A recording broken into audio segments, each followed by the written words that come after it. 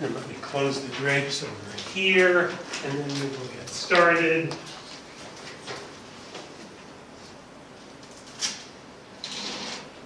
Here we go. Yeah, I was wondering because Hanako had been asking me questions about this, so I thought, well, students might be having you might be having a problem with this. What I want to do here is make something very simple in terms of to talk about comparative advantage and increasing returns to scale, but only with the model with labor. That we're only talking about the use of labor. And so this is the hours of labor resources needed to produce a unit of each good. That's for consumption within the country, so there's no trade. So if you have the leather coats, electric cars, and soybeans, transportation, clothing, and food. And so 10 hours for a unit of a leather coat, 100 for electric car, 5 for soybean, and then 20, 150, and 6. So, well, the first thing is, I'm asking which country is better off? Which country is more prosperous? Can you understand which country is more prosperous? Well, naturally, yes. That's right. If you can make goods, that means you can make goods with less resources.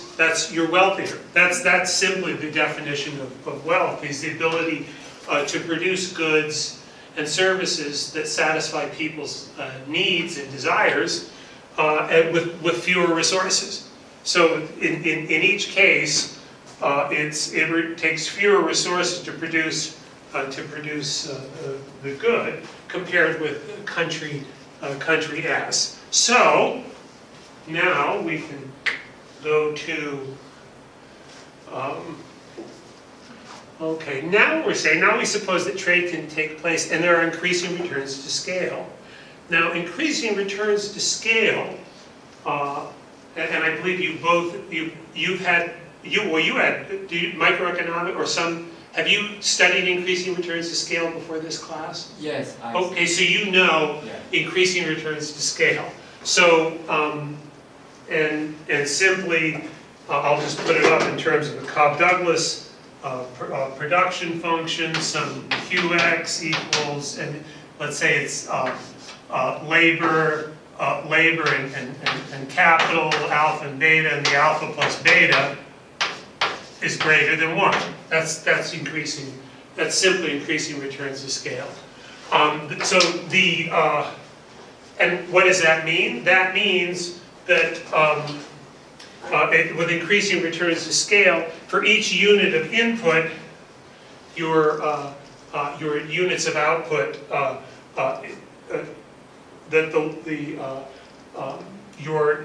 as your output increases, or you need fewer units, which means your cost goes down. So your average cost falls.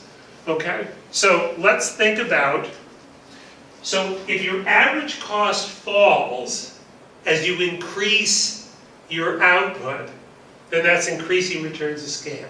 If your average cost stays the same, then your QX equals labor alpha K beta, and alpha plus beta equals 1, that's constant returns to scale, then average cost doesn't change with the level of output. So that's why the reason why increasing returns to scale is important is because the more you produce, the cheaper. The larger, the cheaper. Okay, so let's consider, let's go back here. Okay, there's country F. Let's look at leather coats. That's if they don't trade. No trade, all of the goods are produced in each country. 10 and 20. Okay?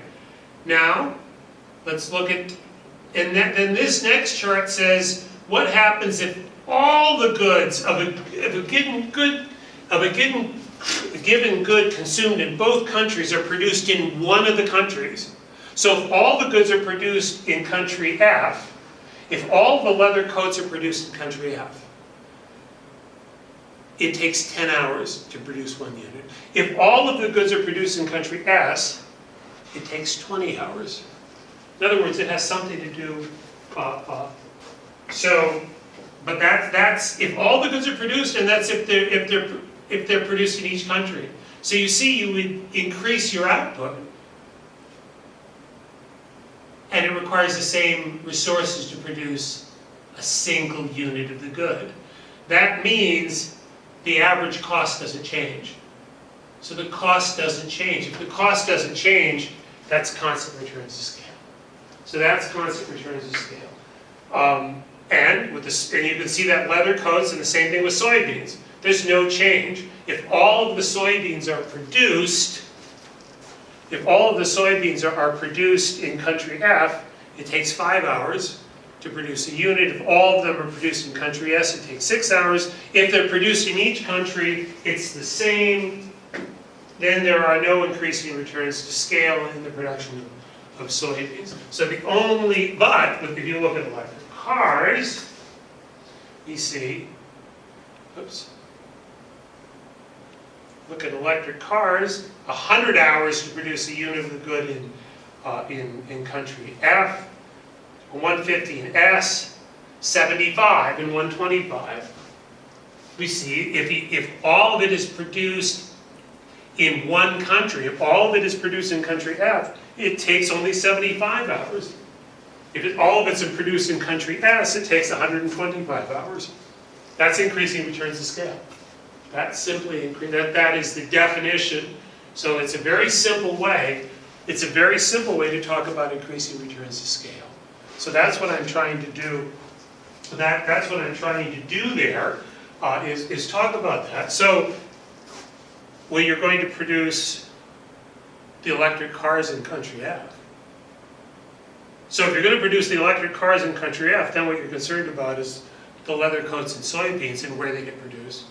And then you look at comparative advantage. So that's what's going on here, is you have the electric cars that's produced, increasing returns to scale in country F, and then soybeans and leather coats are produced, and then the production there, and who specializes, is determined by comparative advantage. We're not talking about the size of the country, we're not worried about any of that, we're just relatively speaking. It's a relative, just the comparative advantage, which country should specialize. Now, if the countries are different sizes, it's possible that both goods would be produced in one of the countries. That's possible. But specialization means you tend to produce more. It doesn't mean you're the only country that produces it, but it just means you tend to produce more under comparative advantage. But under increasing returns to scale, because as the industry gets larger, it costs less, that's going to be produced in one country. That's the basic idea. So that's that question. I thought that these questions, I wanted to just get you to put together, these are some very important concepts that I wanted you to understand about the way the world works. Some big picture stuff, both in terms of the Great Depression and the Great Recession. And because both the Great Depression and Great Recession are very important events in economic history. They're both very important events, and the reason, of course, is because they're also connected with technological advancement and people's misjudging of technological advancement. But understanding, to understand these events, you have to understand the importance of technology. And understanding the importance of technology is understanding just based on basic economics of how economies work. So there's a lot of very important concepts, and so that's what I wanted to do in both of those. Is I wanted you to see how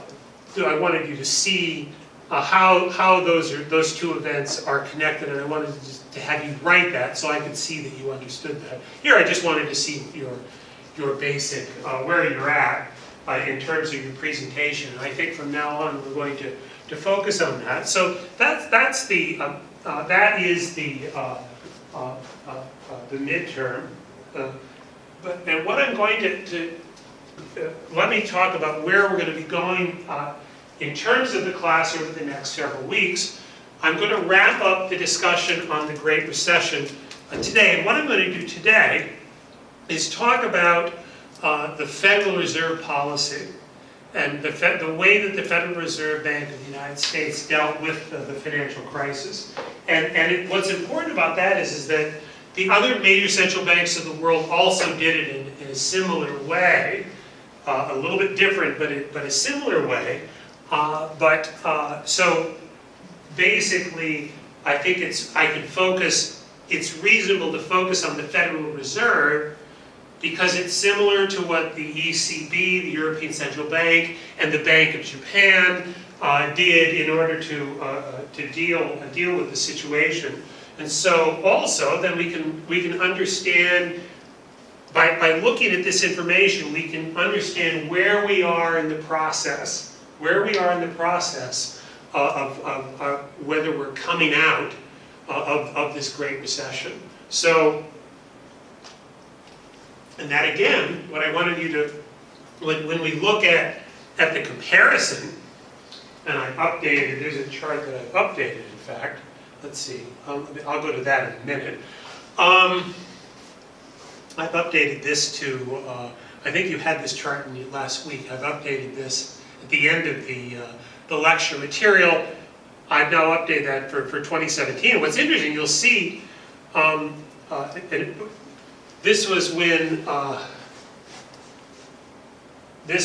so 2017. In fact, and I recall when the night that Donald Trump got elected president, everybody thought the world was going to fall apart. And then the stock market started going up. And it's been going up. This is what I want you to look at here, is how different. This is after the Great Depression. And this is, relatively speaking now, that's where relatively speaking, the NASDAQ and where the Dow are. NASDAQ now is crazy again. NASDAQ's going crazy. I think there's another tech bubble. Personally, I think there's another tech bubble. Well, I think it's just a bubble. I think when you compare, and my point here is that when we had the crash, everything came down, bubble got blown up here.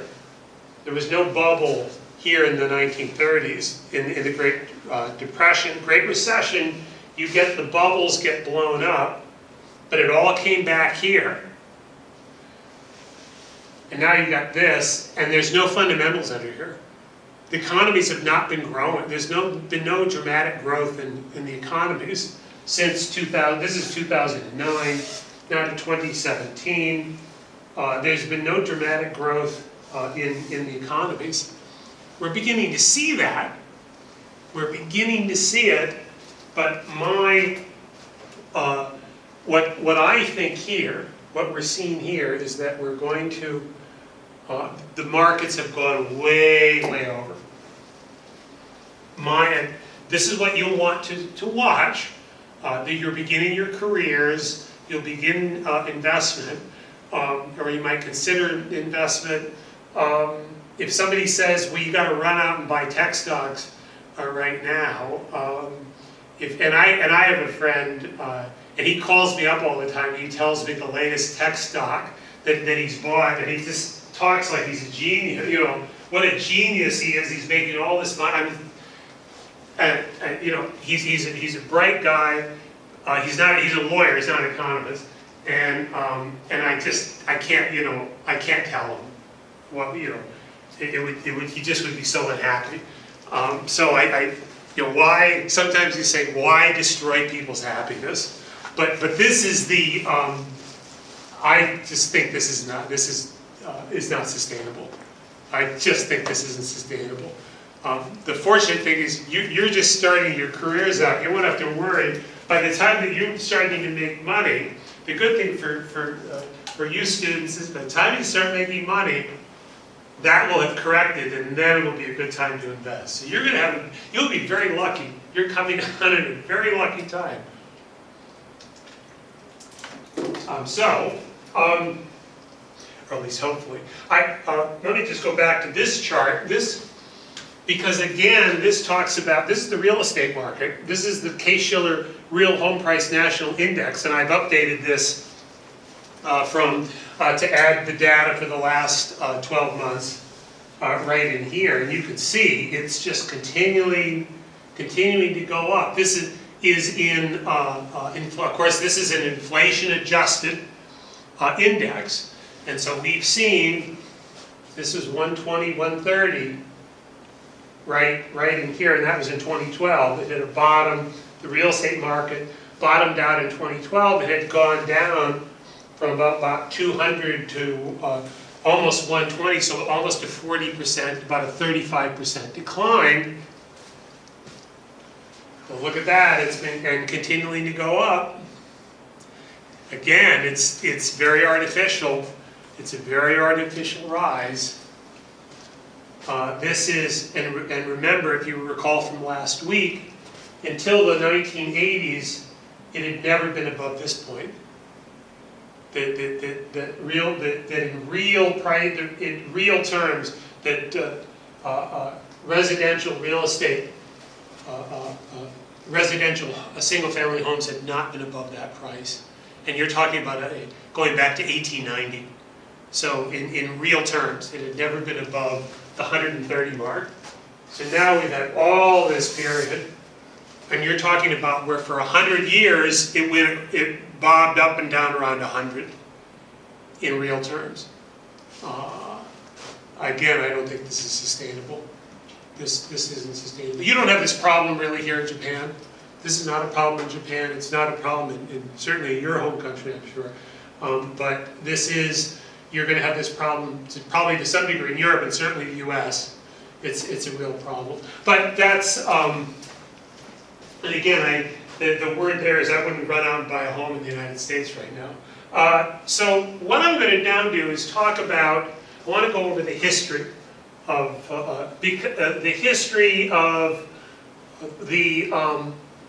what the U.S. Federal Reserve, how the U.S. Federal Reserve dealt with crisis. One of the things I talked about was that was how the Federal Reserve, the policy basically pumped up the markets after the collapse of the dot-com bubble in 2000. So that was propped up. The markets were basically propped up through low short-term interest rates, which, as we saw, fueled, caused the bubble in the housing market, and then led to the financial collapse in 2008. So what I want to do is go over this carefully, and the important thing to show is that typically what this shows is various durations in treasuries. Treasuries are bonds, so U.S. treasuries are bonds that are sold by the U.S. government in order to finance the United States government. So they're bonds. If you've studied bonds, then you know how a bond works. There's short-term bonds that have, short-term bonds tend to have a lower interest rate. Longer-term bonds tend to have a higher interest rate. People tend to want to have a higher return if they put their money out for a long time. And then when you look at over time from short-term to long-term, this is what's called the yield curve. So it's the yield curve. And the yield curve is generally up. Typically it's going to have this kind of. It actually tends to look like something like that, typically some type of logarithmic function. It's quite often like that, but it's usually upward sloping to the right. So that's your typical yield curve. And so, typically, the way that central banks usually have an impact on economies is by controlling short-term interest rates. That's historically what governments have done. Is they've held They've wanted to control short-term interest rates, and they've typically let the market forces, the central bank, the market, they've typically let the market control long-term interest rates.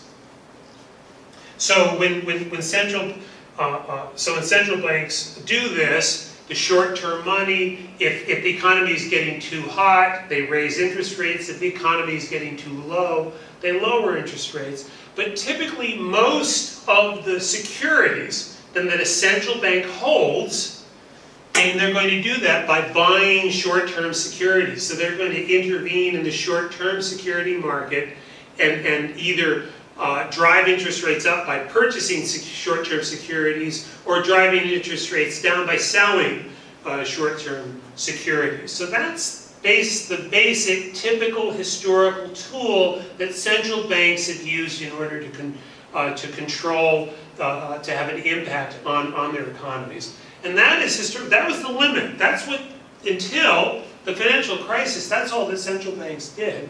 Now, well, actually, until the early 2000s.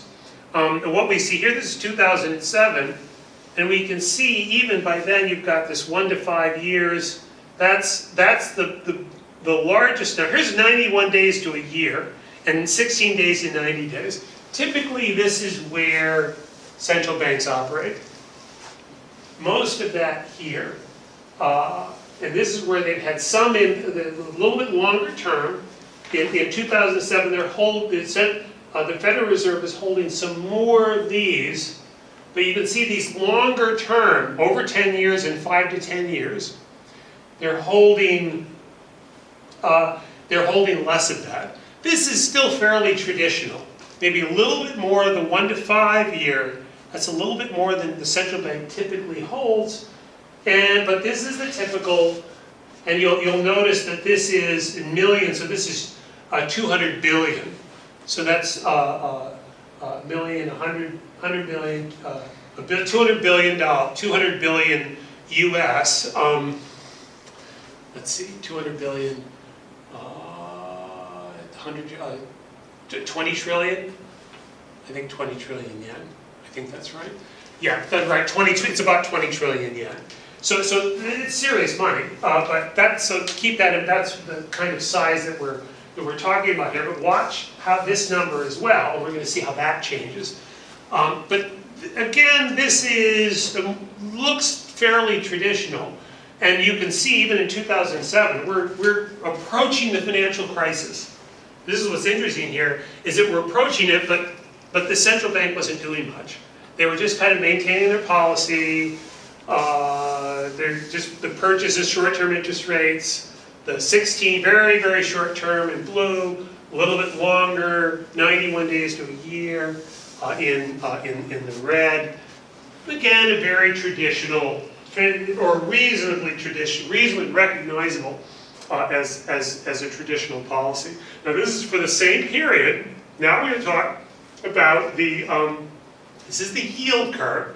So now this is how we chart. You can look at a chart showing the various interest rates. And what I have here now is in the various colors that show the interest rates in all of these in these maturities and the length of time to the payment of the bond. As we've said, typically your shortest term, that's 1 to 3 months, are going to have the lowest interest rate. But now here's an interesting thing, and this is where you begin. And if you've studied, some of you have taken macroeconomics, so you might understand what I'm talking about here. One of the ways that you can tell that there's some problem, there's some potential problem, is when short-term interest rates become higher. When short-term interest rates are about the same or higher than longer-term interest rates. So we can see here the 2 to 5 years, this gray, that in this period, you're starting, this is in late 2007,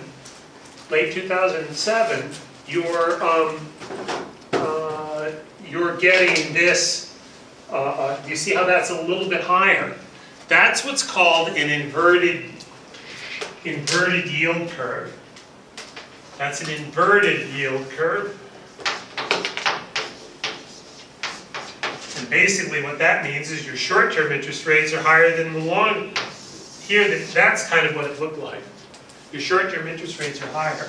Then that's telling people are worried. That happens because people get worried about what's going to happen in the economy. They get worried. What do people do when they get worried? They look for safety. Where is safety? Short-term. So people run out, they start buying short-term securities. That's what's going down here. And also you'll see, this is when, right here, this is right there. That point, you see that? Boom, boom. That was when Bear Stearns, that was when the investment bank Bear Stearns collapsed. Was right at that moment. That's right there, that's telling you right there in the data. That was the effect of the collapse of Bear Stearns. People running, scared, and looking for protection. It goes back up, but now you can see how the interest rates are declining there. People are starting to get worried. So people are getting worried, they're buying, people are getting worried, the short-term interest rates go above the midterm, these midterm interest rates. So this is kind of saying the markets are now getting a little bit worried. So now you go back, now these, as I say again, these are the same period. The Federal Reserve isn't doing much. They're just letting the market control. They're letting the market be in control here. So that's the story, 2007. The problems are starting to happen though. So 2007, things are starting to unravel. So 10 years ago, and that's starting to unravel. Now we go to 2008. Now this is where things got exciting. This was an exciting year, and you can see the craziness that what happened. And one of the things is the Federal Reserve is cutting the short-term interest rates. So they're cutting the short-term interest rates. This is, and you're starting to get reflected here. Interest rates drop from 3, 2, 1, 0.5. The short term, that's your 1 to 3 months, 0 to 5. And actually now you're getting the yield curve now looks like a normal. Right here now you're getting a normal yield curve. Where right here, it was the short-term interest rates were higher, but now they're lower as the central bank now is intervening to lower short-term interest rates. So what they're trying to do is control, is to stimulate the economy by lowering short-term interest rates. So now you're beginning to see. And also, another point here, another point I want to make there is that you see the spread? There wasn't much of a spread. It's really tight difference, we call it a spread, between your short and long-term securities. So, and now you can see that the gap between them has widened. So the spreads have increased. You did not have your long-term interest rates. They stayed fairly stable. Your midterm also 7 to 10, fairly stable. It's your shorter term that were declining. And that's what you would expect. Again, that's kind of market reaction kind of event. Does anybody have this? If we're probably way too young to remember this, I'm sure. But can anybody guess what that event might be? What's going on there? It's the Lehman shock. The Lehman shock this is the Lehman shock right there. And look that was overnight. The overnight short-term interest rates dropped 150 basis points from 1.5 to 0 overnight. That was a catastrophe. That basically was an economic catastrophe. This is a serious event. This was the event. Now everything changed right here. You can see all of these. This is all from the Lehman, but the longer term less of an impact until then everything starts falling. The global economy is falling into a serious depression. Trade, basically, the financial markets were in free fall. Banks were stopping the lending. The banks were worried about going out of business. Trade was shrinking. People were worried about trade, so or they were worried, so people stopped trade. The whole global economy. Yes. After the big fall in September, the rates again the rise. Just right here. Yes. Right. You're going to have this. This is going to happen in the short term in markets. When you have a situation like this, and especially in short-term interest rates, because short-term interest rates are what we call liquid. The short-term securities are very liquid. There's a lot of them.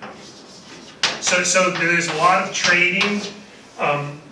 There's going to be a lot of trading. The market's going to try to figure out when you have this kind of drop. That is a very good question, because when you have this kind of drop, what does it mean? And you notice the bounce back. The market's trying to find what the real price is. This is what you may not have heard of this term. Does anybody know what the term dead cat bounce? Okay. There's some very colorful terms in the financial markets. The dead cat bounce. What happens if you have a dead cat and you bounce and you throw it on the ground? What happens if you have a dead cat and you throw it on the ground? It'll bounce. That's what it means. So it's called. This is what you call a dead cat bounce. The market drops and it bounces back, but there's no fundamentals. It's like the cat is dead. The cat's dead, but we don't know. We don't know where it's going to stop. We don't know where, but it's definitely dead. And the market's dead. The market has this. We just don't know where it's going to end up. And so that's what it bounces. It's looking for that point. It's trying to find the equilibrium. So that's what that's what's going on here. This is a real classic example of the dead cat bounce and the market trying to find an equilibrium. So market's going up and down, a lot of volatility, and you can see the volatility gets less and less as you get to longer and longer maturities. So that's kind of interesting to look at a chart like this.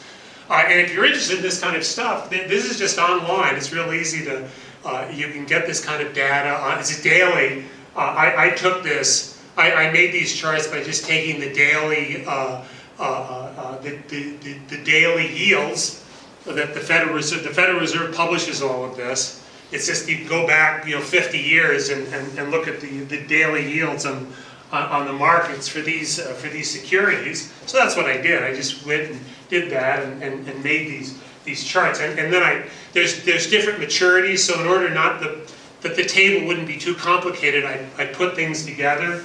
I put one, 2, 3 month, put that together. 6. I put some of this stuff together. 6 month and a year.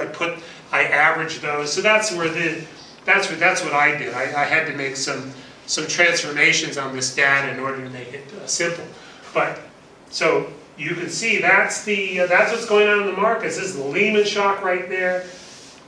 The markets are in free fall. The financial market's in crisis. The global economy is now contracting. In fact, what we saw in the United States about the GDP fell about 8% year on year. Japan, this country was about 9% decline in 2008, 2009. 9% contraction. It's huge. That's like depression kind of contraction. And now we can see, and what's interesting is so here's 2000. Let's see, that's 2000. Yeah, that's the end. Basically, what's going on here is they're selling. So they've got the short. Notice how this is the big change is right here. That's in the shortest term securities. So what's happening? They're selling. The Federal Reserve is selling their securities. they're reducing their holdings. So that's the big thing that they're doing, is they're reducing their holdings. They're trying to drive down if you sell, that reduces the price, which they're trying to reduce the price of assets, which increases the yield. So they're trying to increase the interest rates, that is curious to why they would do that. But at any rate, that is what they did. They're effectively selling securities, and otherwise they didn't really react much. A little bit of selling of the 1 to 5, the longer term, they didn't really change their holdings. They did sell off some of their 91 to 1 year securities, a lot more of the very short term securities. But still, it's not a dramatic. It's not a dramatic response yet. Now we're going to see that. But what they did instead, they started making some other. They started making some other moves that are very. Most of these were one-time type things, and you can go look each one of these up if you're interested in this. If you're interested in the history of understanding each one of these. The central bank liquidity swaps were done in order to stabilize the currency markets. So they were, and these were liquidity swaps. This was liquidity that was exchanged with primarily with the ECB, the European Central Bank, probably the Bank of England. So Bank of England, the European Central Bank, and the Bank of Japan, that they would have been trading, providing liquidity in the markets to try to stabilize currency rates. And then the commercial paper funding facility was a short term. This was the emergency funding that to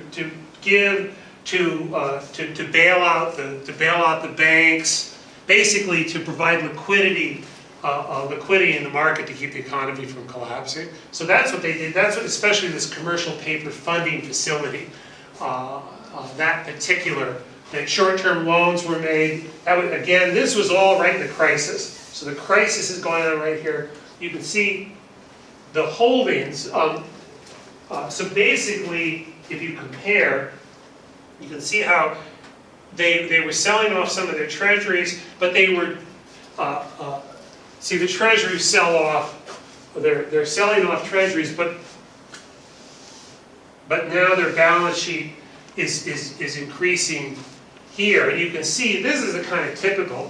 These was almost all zeros, and treasuries. This is the traditional the traditional thing that central banks such as the Federal Reserve did. They're holding securities, and this is a very minor part. All this other stuff, a very minor part of their portfolio, and suddenly it becomes the most important part. This is very dramatic. This is a very, very dramatic response to the crisis. All of these are designed in different ways to pump liquidity into various parts of the economy. That's for currency, in the currency market, and here this is for the banking system, primarily the banking system, to help, and again, short-term loans to banks. Here, short-term loans just to keep enough liquidity so the economy doesn't collapse. So these were lessons that were learned from the Great Depression. These were lessons that were learned from the Great Depression. And the interesting thing there was the chairman at the time, Ben Bernanke, and Dr. Bernanke was a economist at Princeton University. And the interesting thing was that his specialty was the Great Depression. And when he was, and in fact, he was nominated to be chairman of the Federal Reserve, I believe in 2004. And when that happened, I thought, they know what's coming. And somehow people knew. People knew something was wrong. People knew that there were problems. The interesting thing is everybody was saying there's no problems, there's no problems. But when Bernanke got named the chair as the Fed chairman, I think it was, I say 2004, and I looked and I saw what his, he was an expert on the Great Depression. They knew. So the interesting thing is that was probably the best person that ever could have been put in. The best person that could ever have been named in that position was there in that. So this was all had to do, this was what Dr. Bernanke and his influence that had this kind of intervention that took place that did not happen in 1930. 1930, 1931, the Federal Reserve just sat back, if you recall, it really didn't do very much, and then in 1931, what I said in the lecture, the previous lecture or two, is that they actually contracted, contracted the money supply because they were worried about gold, the price of the currency, the gold market, that gold would be flooding out of the U.S. So they actually contracted the money supply and made the depression worse. Completely different reaction here. And as I say, that's because Dr. Bernanke was an expert. He knew what had exactly what had happened. So the crisis, now 2009, the crisis is deepening. You can see here it's zero. We've just got short-term interest rates are zero. Short-term interest rates are zero. People are selling. Longer-term interest rates are going up. Short-term interest rates are falling. Now there's a problem here. That people are looking for some type of, that basically means, well, people don't want to hold these securities. So they're selling off their securities, the interest rates are going up. Interest rates going up both on the 7 to 10 and over to longer term securities, the interest rates are going up. Real short term, almost, even the 6 month and 1 year, short term, it's zero. 6 months and 1 year, 0.5%. What's the problem there? Well, you've got a crisis.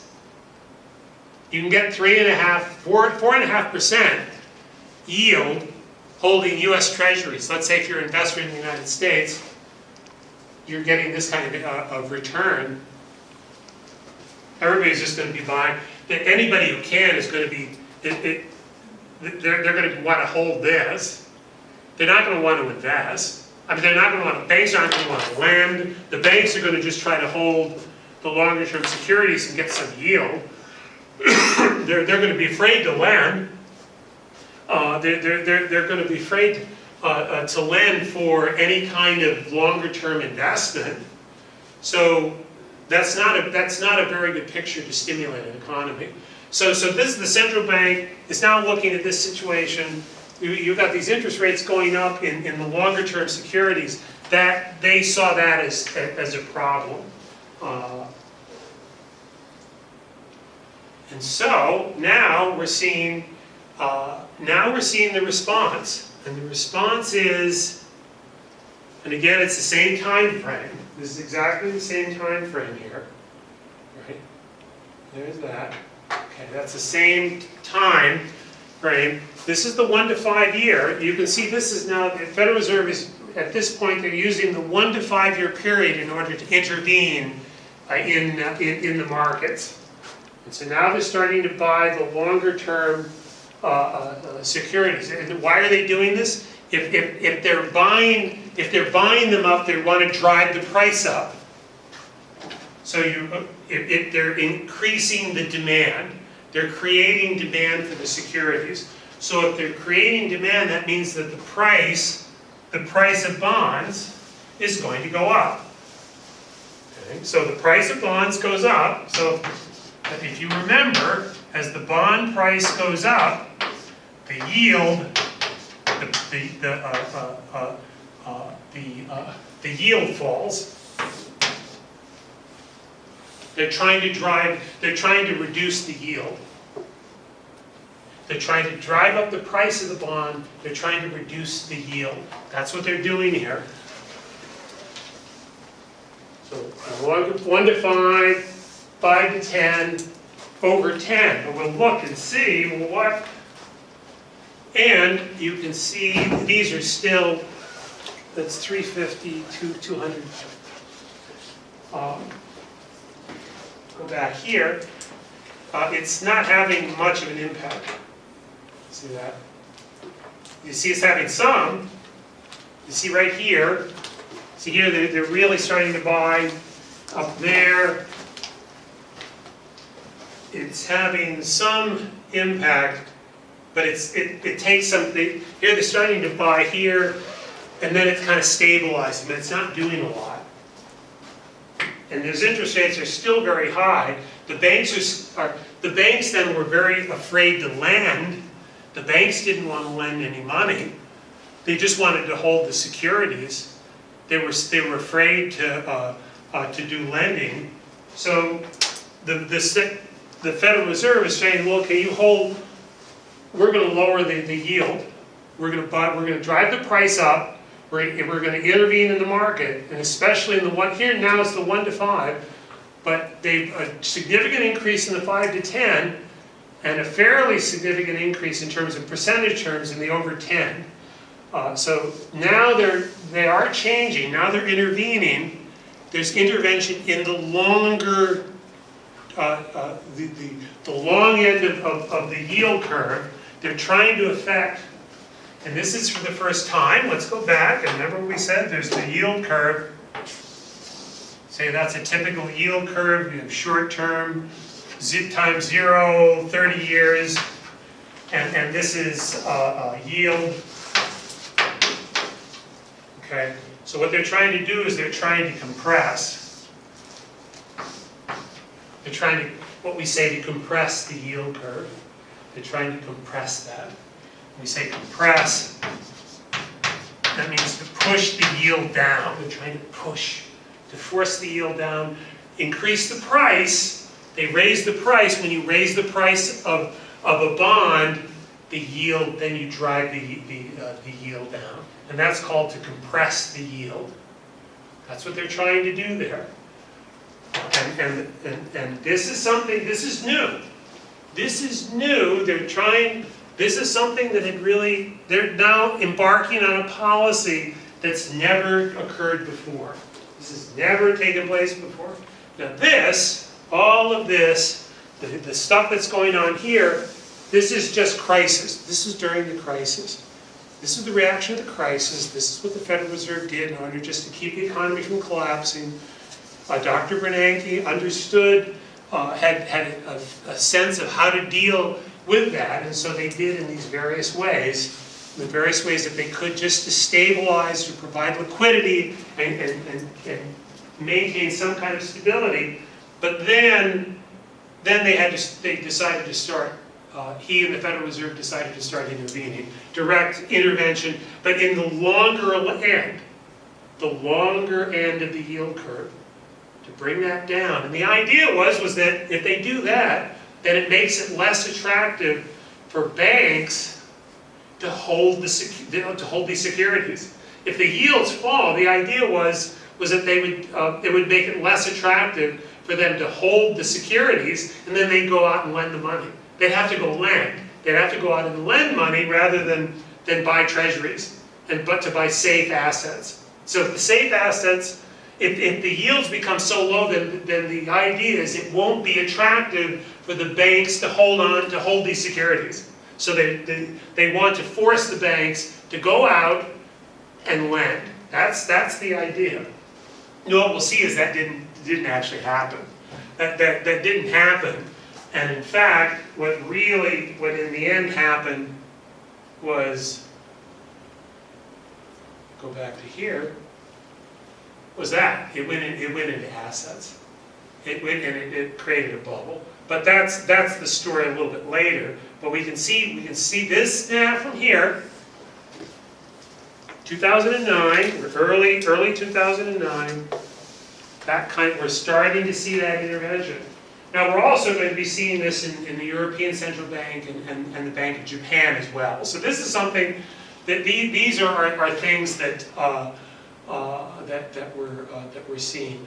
Now, as I said, all of these, the loans, the term auction credit, the commercial paper funding facility, these are all these emergency.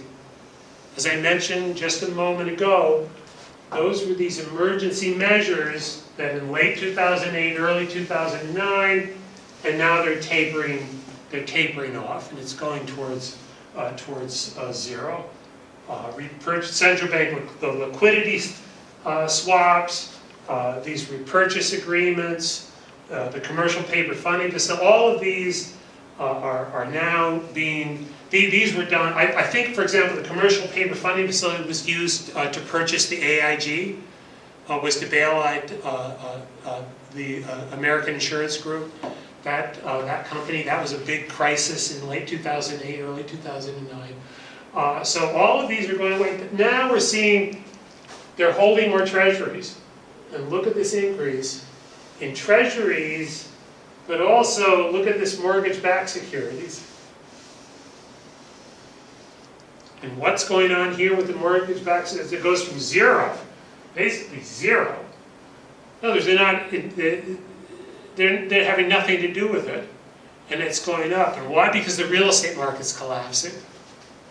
So they're trying to prop up the real estate market. Now we saw something somewhat similar here in Japan. The Bank of Japan, I believe that they mortgage-backed securities, and they also invested in the REIT market, in the real estate investment trust market, in order to support pricing of the real estate prices that way in this country. But this is the purpose here, is they're trying to prop up to support the real estate market. So they're both providing liquidity and support for the real estate market. Basically, and what happened here is the government, the U.S. federal government, took over the lending for residential housing.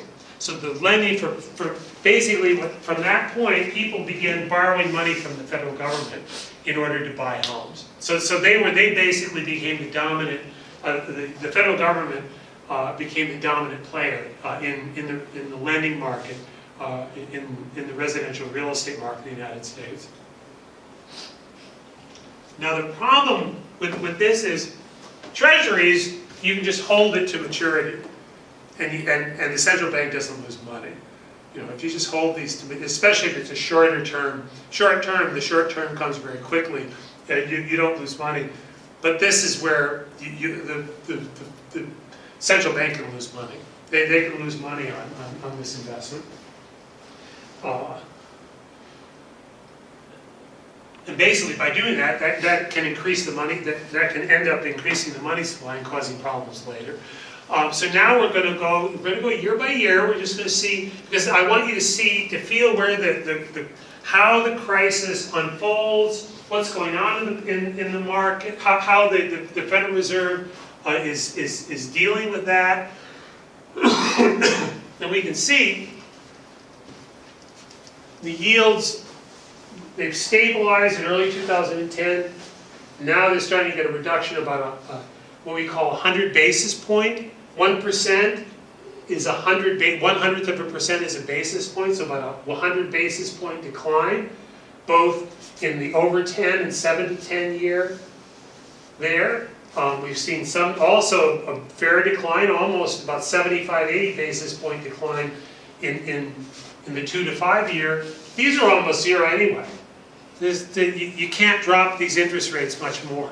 And you can see that even the 6 month and 1 year we're getting below 0.5, the 1 to 3 almost zero.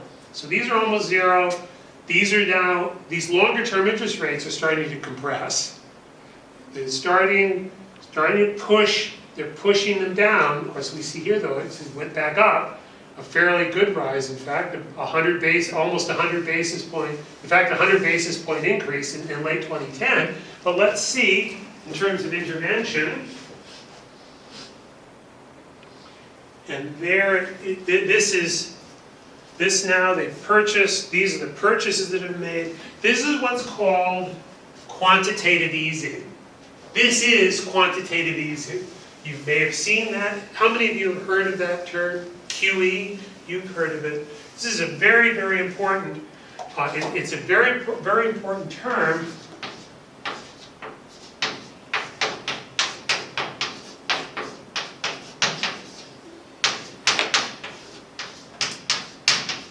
Or QE,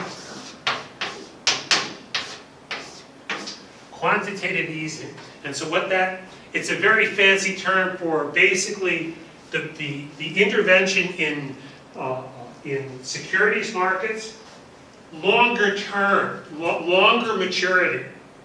Not short term, because the central banks traditionally have intervened in short term securities markets. We're talking about intervention in long-term markets. And that in order to force interest rates down in the long term in the long-term market. And it's important to note that that is, you would have quantitative easing in order to reduce yields. So in order to reduce yields and cause yields to compress. Again, I want to, I think that's an important term to remember, to compress. Force, because compression says you're forcing. There's the idea of forcing the yields down. And again, you're seeing this in various ways in Europe and in Japan.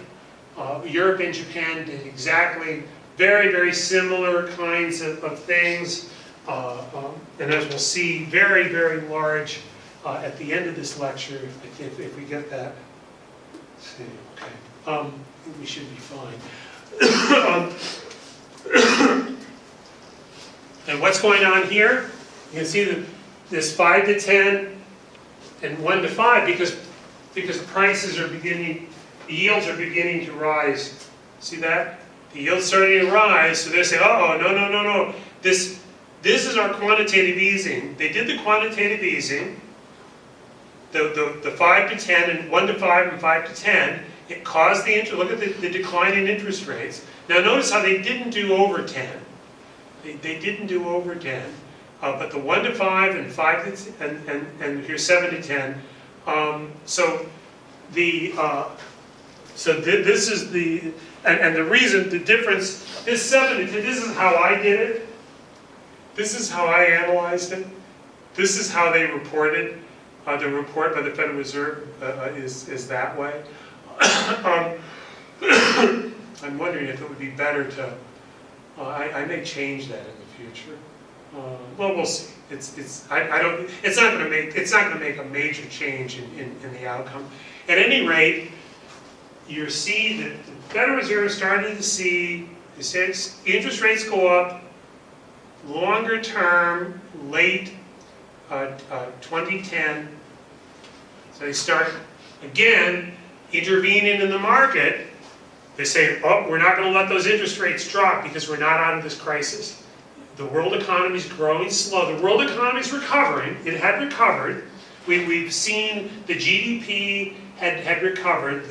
The short-term crisis was over.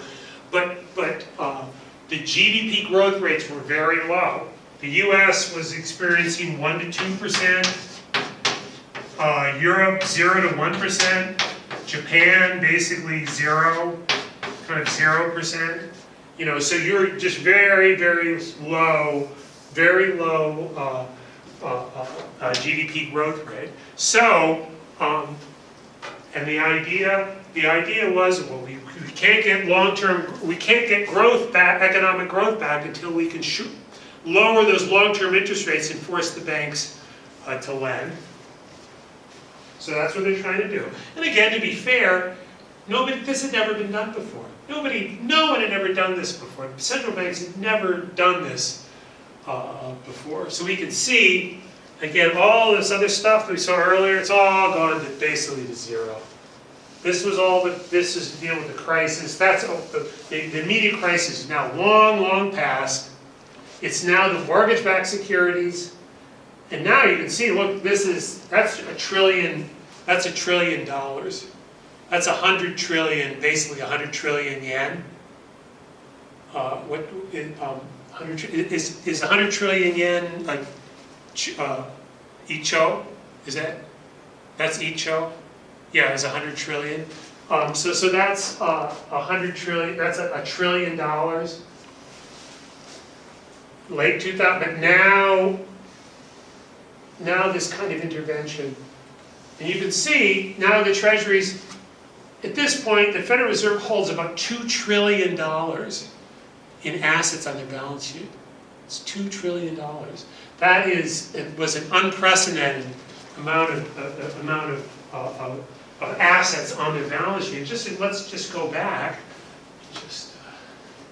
I just want to go back so that you can see the scale, because it is important to remember the scale here. Let's see, 167. You see that? So just the year before, this is 2009, and look at the scale. We're talking about 300 billion. 300 billion, these kind of numbers. And now, 300 billion, look at, that's 2009. Here's 2008, look at that. See the top is 250 billion? See that? We're stretching up a lot. This is one of those things that if I was putting it at the same scale, if I'm putting it at the same scale, this would have been like down here.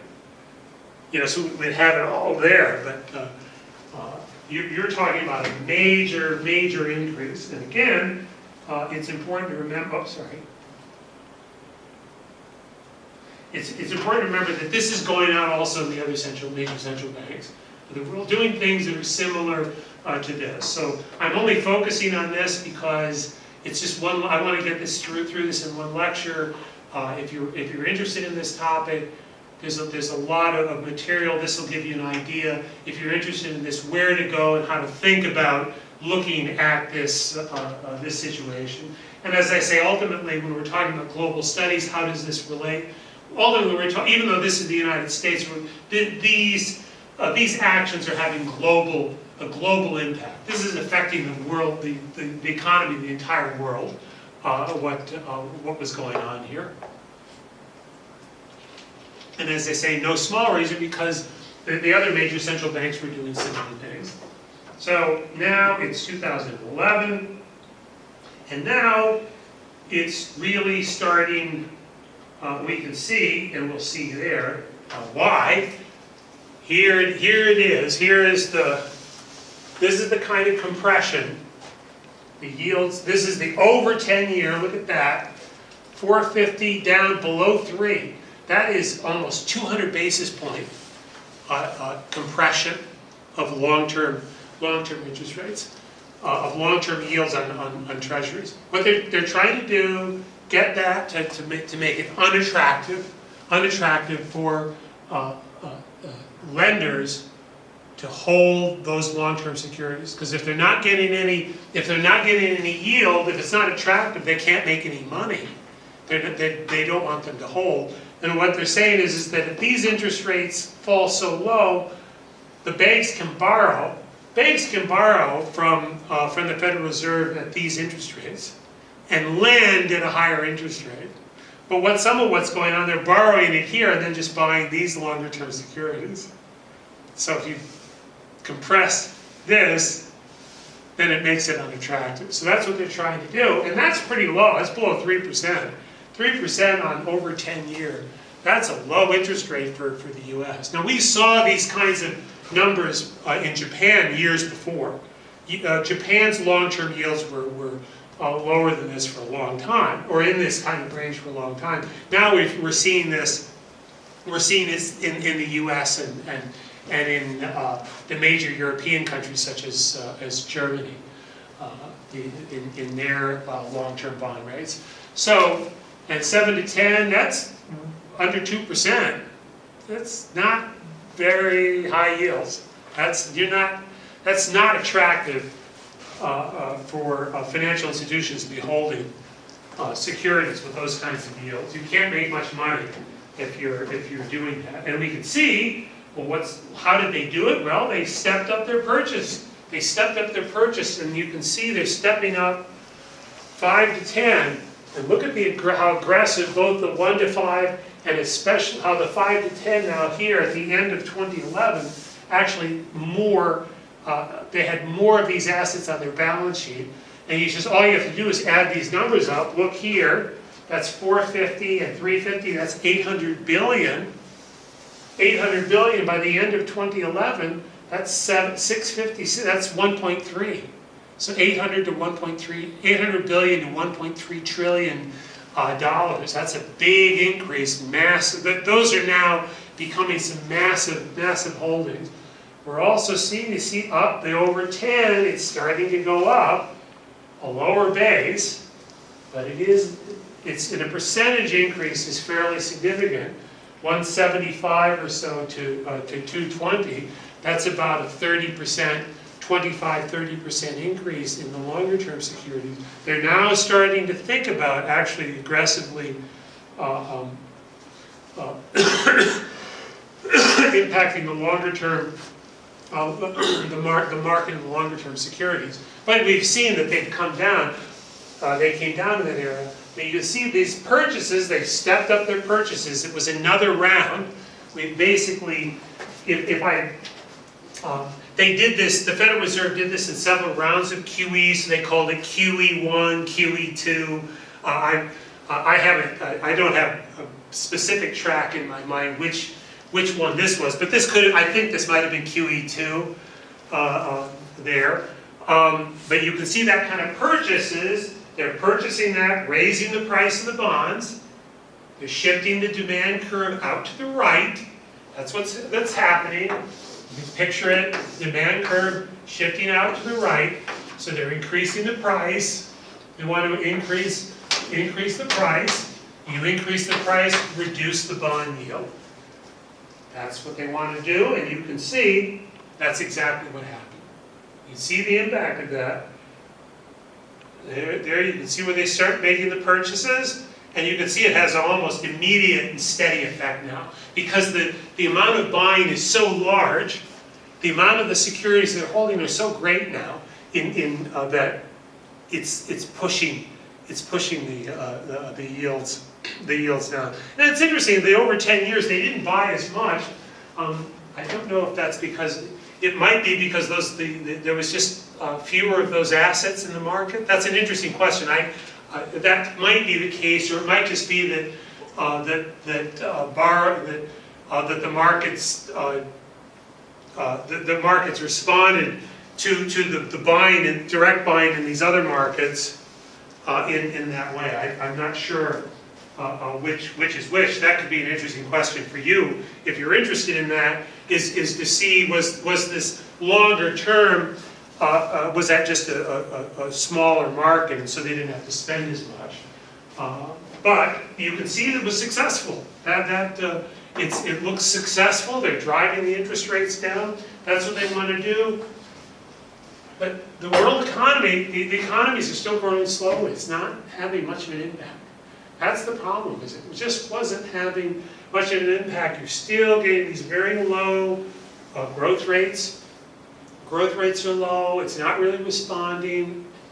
You're getting an increase in asset prices. That's what happened. The asset prices increase. You've created this liquidity. The liquidity runs around. You can send money now everywhere in the world. And these investment banks now have all this, what you could almost call play money. It's free. It's free money that they run around, and what do? You start buying assets. They're just buying assets and raising the price of the assets. So I've shown you how the stock market is rising. All of that, the stock market's rising was because of this. So stock markets are going up after 2009 because of QE. In fact, that's exactly what's going on, is that money is going into the asset markets. That money was going into the real estate market. And that also was happening here, was happening in China. That money eventually made it to other parts of Asia, the United States, Europe, all over the world. Assets, the investment bankers, the investment banks are able to borrow that money, get access to that liquidity, and then running out and buying assets, not lending it, and not for real economic growth. So if you were a banker and you had assets, that's great, but everybody else everyone else is just experiencing this. The bankers are doing fine, they were very happy, but everybody else is kind of here, or here, or here. So that's a problem, and that's certainly a problem that we still have now. And as we'll see, that's going to be a real issue for anybody who wants to invest in asset markets now.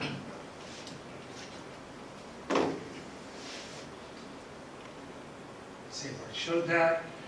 Now you can see we talked about the mortgage-backed securities, but now we can see how now the dominant, there's some sell-off in mortgage-backed securities, not much, just about 10%, 10-15% sell-off, but increase of 60% in all treasuries, 1.6 trillion, this is all it's basically zero, pretty much. It's so low, it doesn't really matter. There's a little bit of central bank liquidity swaps, but this is all the action most of the action is now in the treasury. On the margin, all of the changes in the treasury market. So that, and I think that would be what you would call QE2, the second period of quantitative easing. Now 2012, we're seeing they're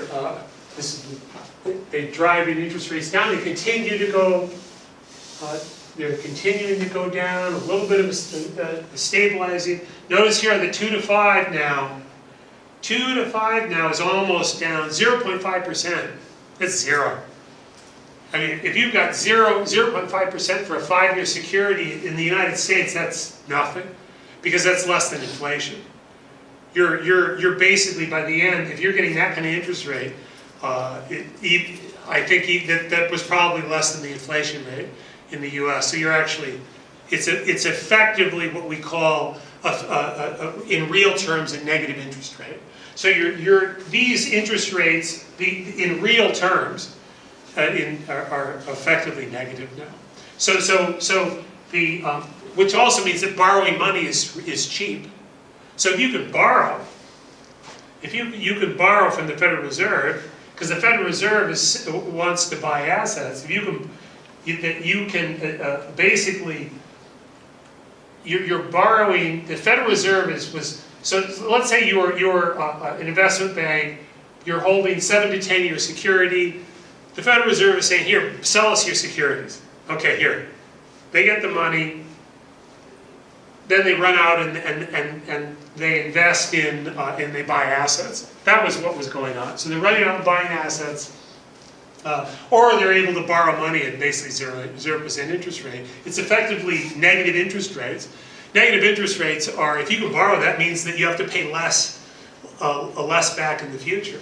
Effectively less back in the future, as long as your returns are high enough. It's free money. It's free. So that's what you have. That's not even short term now. That's 2 to 5. Your 2 to 5. That's your average interest rates in the 2 to 5 years, less than 0.5%. Now, again, in Japan, you'd had that before for a long time. But this was, now in the U.S., less than 5-year maturity, basically, effectively almost 0% interest rates. And we can see now what's going on, because this is what's interesting, is that you can see there, and look at the over 10, you see how in early 2012, and you've got over 3%, and then it drops to about 2.5, and the reason is now that the central bank is starting to buy the longest term securities, the over 10 years, and that's 20. Over 10 would mean 20 to 30 year. That's the 20, and most of that are 30 year. So you're talking about they're buying 30-year securities, big increase in the purchasing of 30-year securities. So now, they're selling off the 1 to 5. There was a sell-off of the 1 to 5, and an increase in the over 10, which is effectively the 30-year bonds. And also an increase in the 5 to 10. So you say, well, why aren't they worried about the 1 to 5? Well, what's interesting, you think about it, let's say if I'm pressing down in the 30 year, and I'm pressing 30 and 20, and the 5 to 10, well, it kind of takes care of the 1 to 5. It's all going to compress. So that's what they're doing. They're saying, well, it doesn't really matter. We could sell off here, but because we're buying these longer term securities, we're just compressing the whole, yield curve anyway. We're just driving the whole yield curve down. That's what they're trying to do. That's what's going on. They're just compressing across the entire yield curve.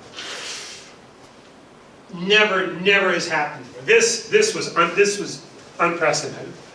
That kind of, to purchase long-term securities like that, absolutely unprecedented kind of thing. And as I say, you go back to these tables. You look before crisis. This was almost zero. All of those longer term. They just didn't buy them. It was all the short term securities. So this is really it's a new era now. It's a new era in the management of the global economies. The global economy by central banks is this type of thing. These longer term securities. These are over 5 years, and most of this is the 30 year. And the 5, 7, and 10, like that is 250, 6, that's 900, and then by the end it's 850, and for it's 900 to 1.25 trillion dollars. These are major increases in the holdings.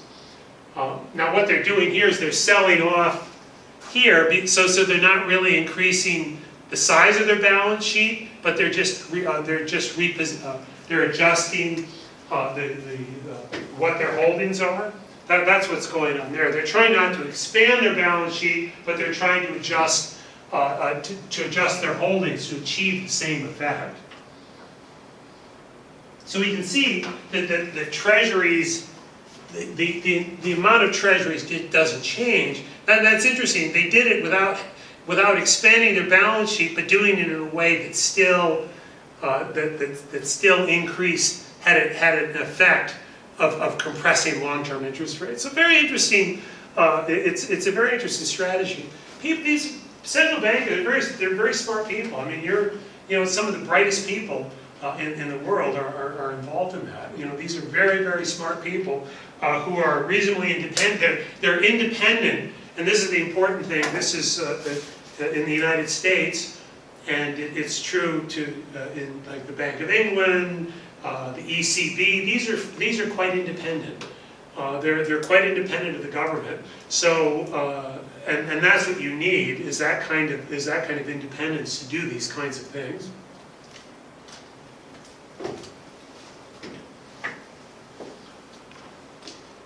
Okay, let's see. Did I get that? I got something. Mistake here. I'm repeating that, aren't I? That's a repeat of that. That's all a repeat. Okay, I'm gonna have to take that out. I just realized that I was repeating there. Now, 2013. Now you're starting to see the interest rates go up. And one of the things is that now, by 2013, they're starting to think, well, okay, maybe we're starting to get out of this crisis. So you're starting to see your interest rates go up. Your 2 to 5 start going. Short term. Still very low. Your short-term interest is very low, but your longer-term, beyond 2 years, are now slowly beginning to go up. Here, that's almost 100 basis point, basically 100 basis point increase in the over 10-year market. But again, they're still, and what's interesting, they're still trying. They're still concerned, and so the interesting thing there is that the response, go back here, oops. So they're seeing these interest rates go up, but their mind is that they're not seeing enough economic growth. So even by 2013, we're not seeing enough economic growth. They're still concerned about that the interest rates are rising, and the purchases, now we're getting a new round This is now another round of, because now we're actually they're expanding the size of their balance sheet again. And look, they're back to the 1 to 5. So they're going back and buying the 1 to 5, they're increasing the over 10, they're holding the 5 to 10. But again, it's that thing, you see that the over 10, they're buying, they're trying to compress the over 10, they're trying to compress the 1 to 5, the 5 to 10 are squeezed between. So they don't have to buy, they don't have to make any more purchases in the 5 to 10. So you can see that kind of pattern that they're doing here, and how they're managing this. There's no holdings now. They've sold off, here they've sold off their short term, zero, there's no holdings of short term. Here, it's all just the longer end of the yield curve. That's all they're controlling now. And you can see that, and they're upping their purchase of mortgage-backed securities, so this is another round. So now we're seeing another round of quantitative easing. As I say, they keep on, and this is part of the problem is that the central banks have backed off. It hasn't worked, it hasn't really worked. It's kept the crisis, it kept the disaster from happening. There's no question that it kept the disaster from happening. But the problem with this, and I think what history is going to show, what we're going to find out is that the quantitative easing itself didn't really, it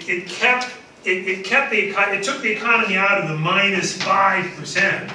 You know, the minus 5, minus 10, it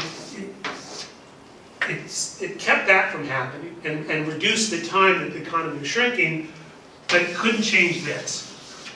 You had the slow, steady, that slow growth. So I think one of the things we've learned, I think we're going to learn from this, for those of you that might be interested in working for a central bank, Bank of Japan, for example,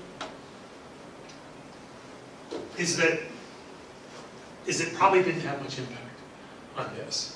That you as long as you did these things did have an impact of the crisis, keeping the economy from collapsing. That's something that we learned, that economists learned from the Great Depression. They kept that from happening, but it kind of looks like maybe this didn't really do much. Didn't really do much. And I don't have anything in terms of slides on this. I might talk a bit at the end, or maybe a little bit at the beginning of the next lecture, about the Bank of Japan. And where Japan is now. You basically, Japan is still, no, let me just wait. I'll wait to talk about that. We'll get to that, as to where I think Japan is with that. So this is now the situation. The increase in assets in 2013. So now 2014, again, we're seeing, you know what I'm thinking, I keep on doing this, and as I'm talking, I'm realizing, I think I should do that first, is show the action, is show what the central bank did, and then we'll see what the effect was. And now you're seeing, again, here the sell-off of the 5 to 10, increase of the 1 to 5, they keep on rotating. Now that they're getting quantitative easing, they're getting rounds where they're increasing all the assets. Then they do a rotation within, and then they have another round. So they had this a quantitative easing, so increase of all assets, or increase total assets. Then they're doing a rotation among assets within. Then they do another round of quantitative easing, another rotation. So if you go back over this, you'll see the waves of actual increases in asset purchases, and then the rotation among maturities within within here. So here now we're seeing the rotation, the sell-off of the 5 to 10, the increase in the 1 to 5. Let's go back. I think you'll see that clearly if you go back. Let's go back to the earlier. You see the 1 to 5, how they increased? No, there is still increasing, didn't they? Okay. 5 to 10. No, they're selling off the 5 to 10. They're selling off the 5 to 10, slight increase in the 10, and increasing the 1 to 5. Is that the end?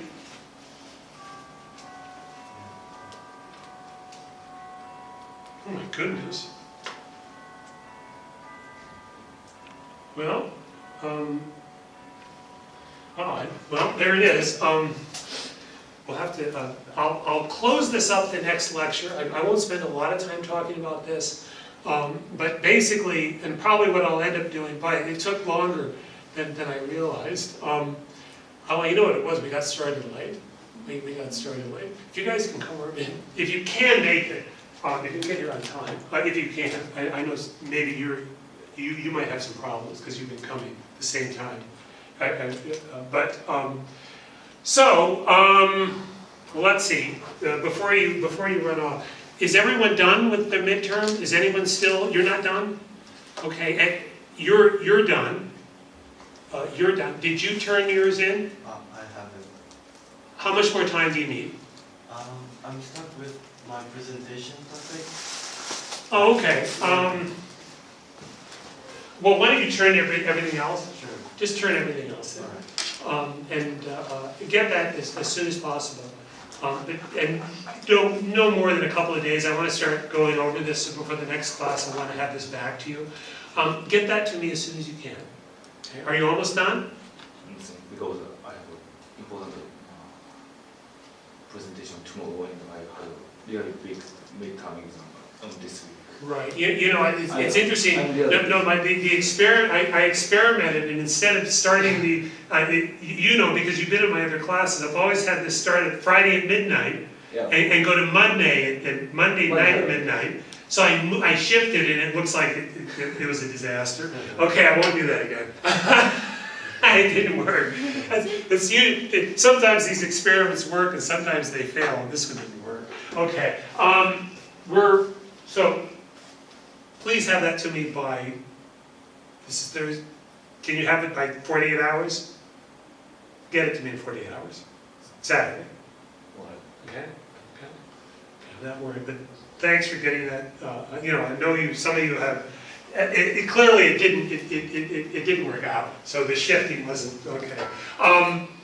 We're going to start talking about climate change next time. So that's what we're going to change topic. I want to wrap this up quickly because I'm going to spend the next 4 lectures, I'm going to talk about climate change, energy, that kind of thing. I think it's an important topic people are generally interested in. And people have talked about an interest in comparative studies, comparative economic systems, economic political systems. So that will be the next 2 lectures after that. So those are the topics we're going to be studying. We're going to move on from the financial market stuff, and now we're going to be talking about climate change the next time, and then the next 2 lectures are going to be on that. A lot of that's going to be a fairly technical. I'm going to present some of the technical aspects of the physics of that are driving increase in global temperatures. So we're going to kind of go over. It's not real. It's going to be more of a physics and science, a little bit of a science lecture, physics lecture, but connected to economics. So that's what we're going to focus on for the next 2 weeks. So thanks, and I'll have this posted probably early tomorrow. Thank you.